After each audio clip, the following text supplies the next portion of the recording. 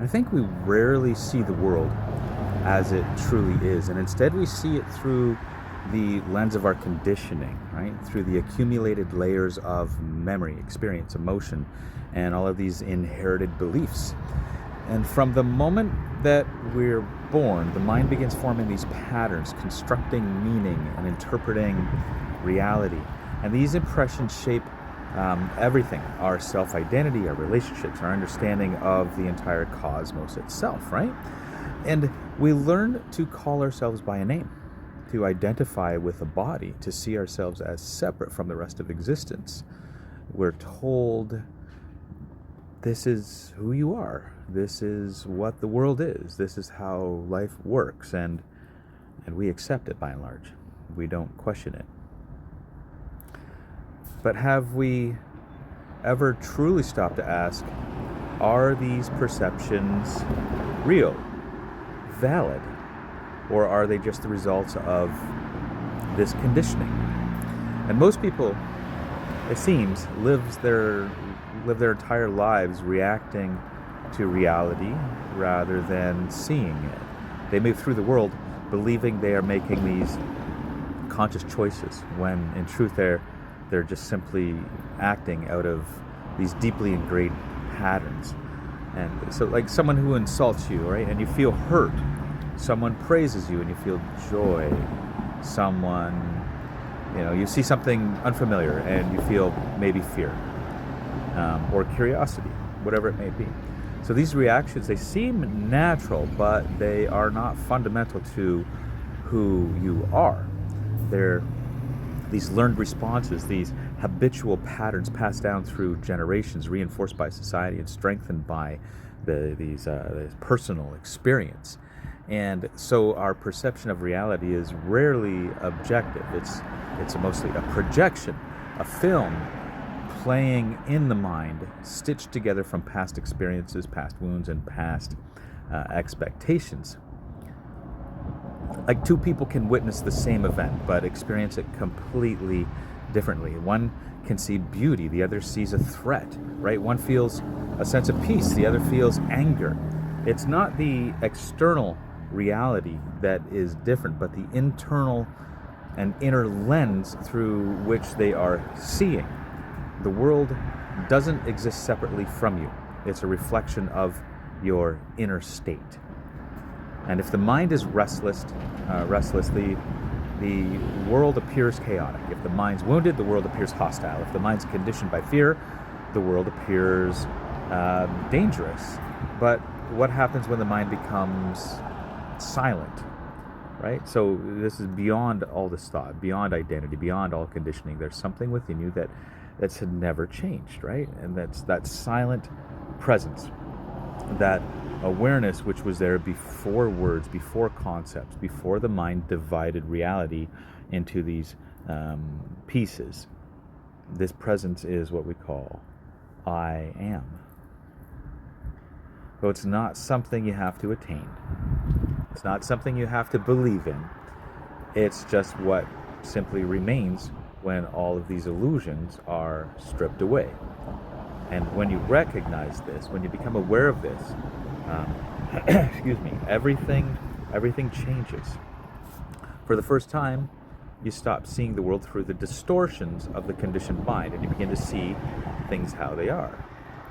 That's a totally personal and subjective endeavor, right?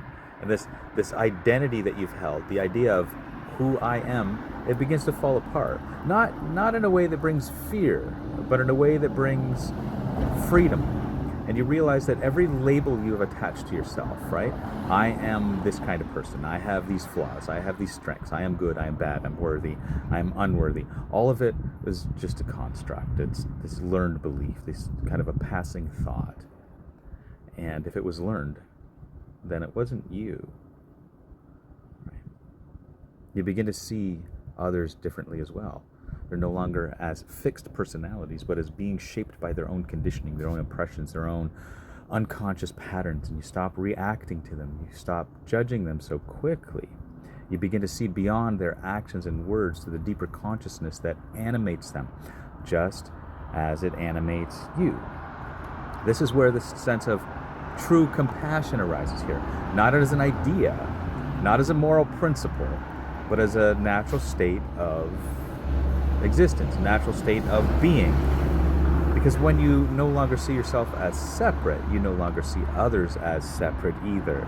And then something extraordinary happens, and the world itself changes.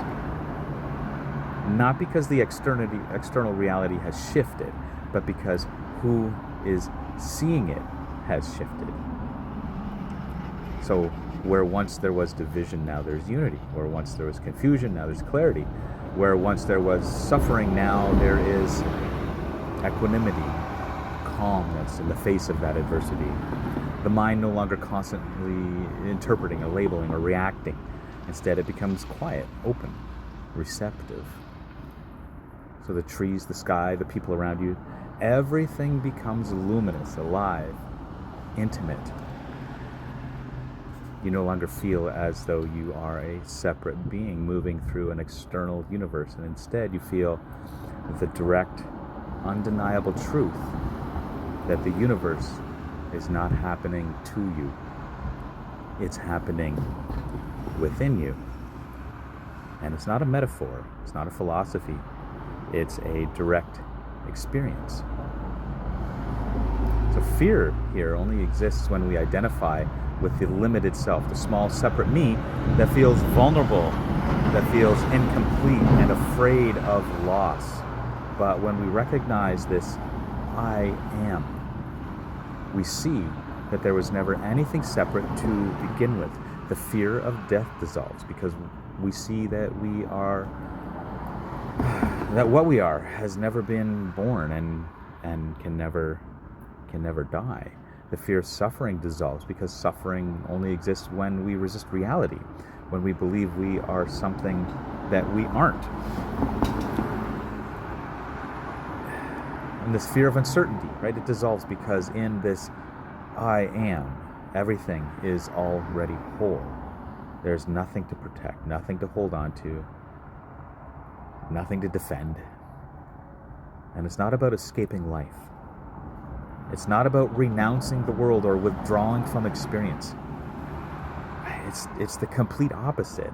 It's about finally being able to fully engage with life without distortion, without confusion, without fear.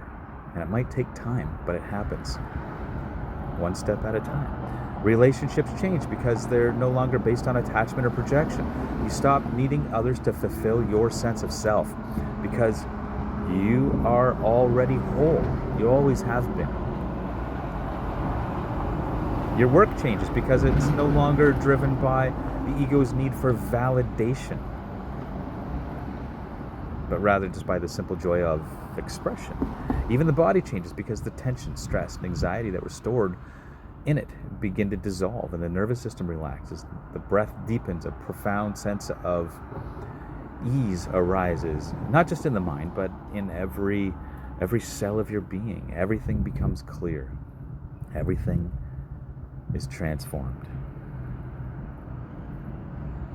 Not because the world has changed, because you have finally seen it as it is.